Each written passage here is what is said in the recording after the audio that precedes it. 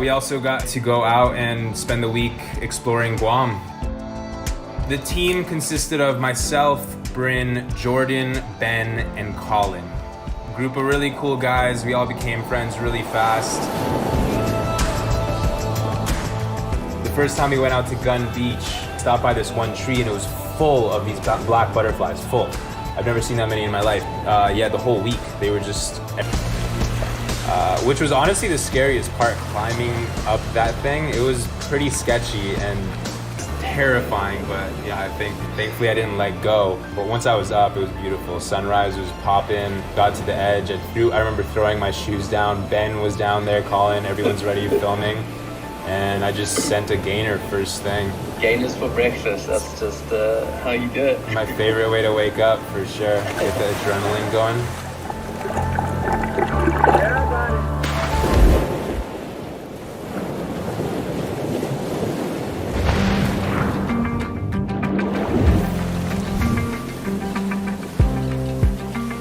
Oh, and then fishing. You were pulling in the tuna, bro. Chase just out of nowhere.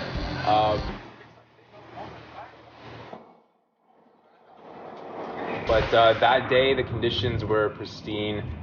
The water clarity was amazing, and that day I really pushed myself in free diving. I don't think I've ever dove that deep before.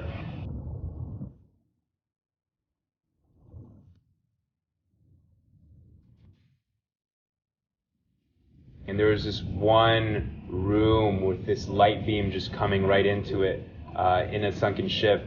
And it's super gloomy. It's almost like something out of a horror movie, but so cool to go in there and explore it.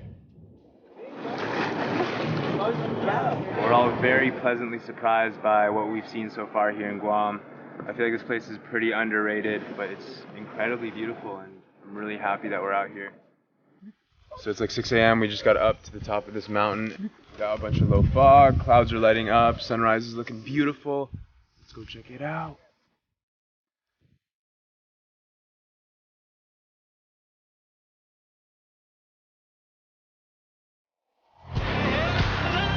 Crazy conditions, kind of windy, kind of cloudy, but made for a beautiful sunrise. And then from there, we immediately headed to Lower Segua Falls, which by default meant driving through several miles of mud. That was an experience. Yeah, we got a lift out there from some of the local guys. They love to spend time in the mud, and there's no shortage of it out on the farm.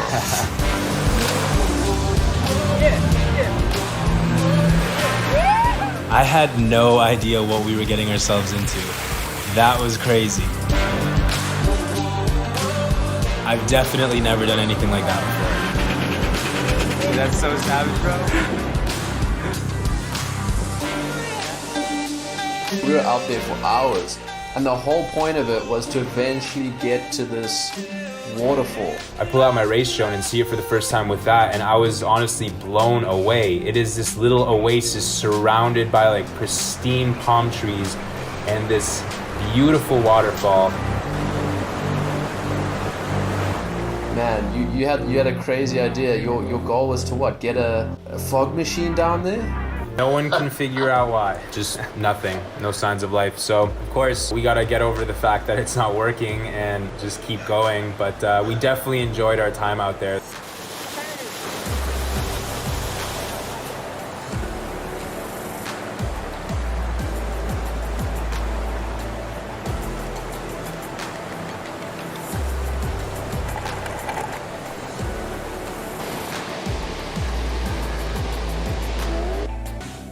Intense. Carrying a fog machine that doesn't even work through the jungle. I love it, Ben. I love it. I love it.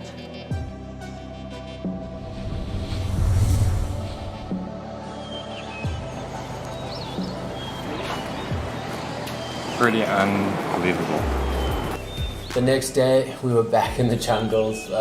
It was absolutely beautiful, following this ridge line and to find this sacred cave, which was pretty incredible. We had to pray to the spirits just to make sure that we were allowed to enter the cave. We got their blessing, but yeah, there's just something about smoke and a bit of slow motion that just looks so good on camera.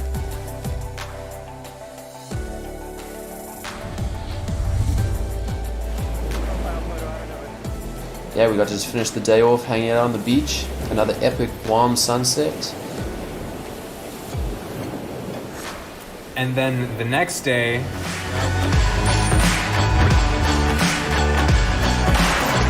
We are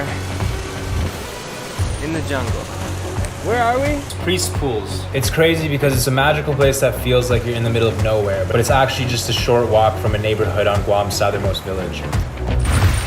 I remember as soon as we got there, I was just like, okay, I need to get a crazy race drone shot of this.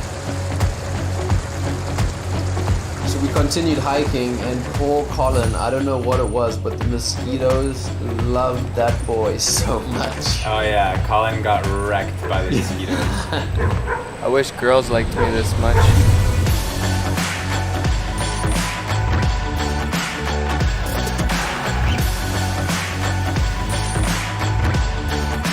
We had hiked down into Sela Bay. It was about an hour hike. And then we came out next to this really cool stone bridge, which was built by the Spanish colonial government in the 18th century.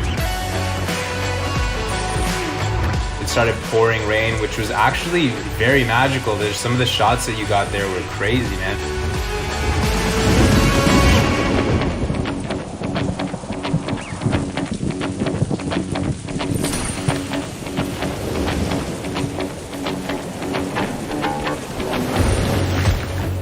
The day was not over, not even close to being over. Dive in a cave at nighttime.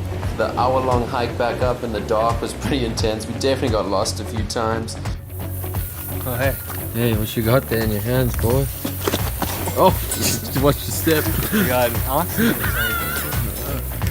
We finally got to this cave, and then it was Colin's moment to shine.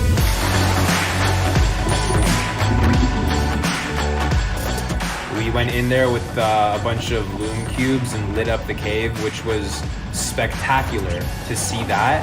The water is as clear as it can get. It's like perfectly crystal clear. A little bit chilly though, but once we lit that area up, it was just magical. It was just so fun, and you just kept wanting to dive down. I think we were there till way past midnight. We're about to go surf and have some fun. Today's our last day out here, so gonna enjoy every moment and hopefully catch some waves. Oh, get it? Just a chill little surf session to start the day, and then we headed to the fish eye, which is basically like a fish tank in the ocean, but for humans. We walked down this stairwell and we're down here and we're able to look into the oceans, and we're about to go jump in there, swim around.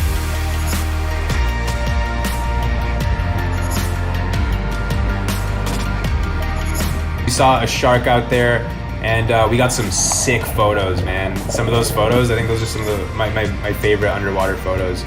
Yeah, it looked like a spaceship, bro. Yeah, it's like this spaceship looking thing.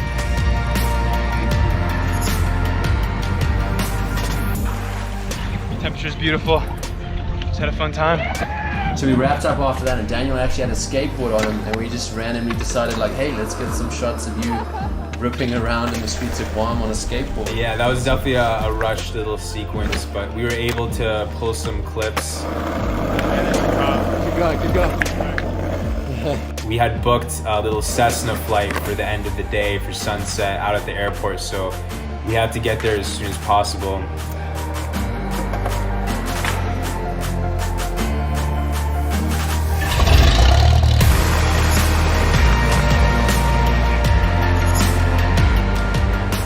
That was the best way to end the trip. You know, I thought that I had built up this idea of what Guam looks like in my head, and then we got to go up into the plane and see it from there, and it was stunning. It was crazy. It was crazy. The cloud conditions, the lighting.